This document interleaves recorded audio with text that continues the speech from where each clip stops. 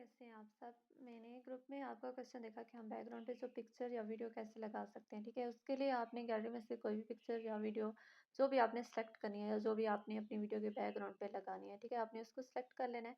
उसके बाद फिर आपने ये करना है कि ये मुझे जो पिक्चर मिली है, ठीक है, मैंने उसको सेलेक्ट कर लिया। मुझे यहाँ पे कुछ समझ नहीं आ रहा था कि मैं कौन सी पिक्चर लूँ, तो मुझे यही बेहतर लगी। तो फिर आपने इसको सेलेक्ट कर लेना है। उसके बाद ऐड ओवरले में जाना है। ऐड ओवरले में जाने के बाद आपने जो पिक्चर या जो वीडियो लगानी है, ठीक है, आपने वो सेलेक्ट कर लेनी है। मैंने जो लगाई है वो मैंने अपने लीडर की लगाई है, ठीक है।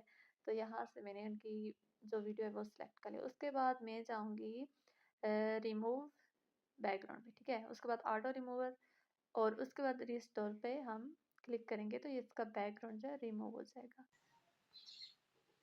कभी अपनी जिंदगी इस पे ना गुजारना कि लोग क्या कहते हैं। तो लास्ट पे लोगो है वो आपने रिमूव कर लेना है, ठीक है।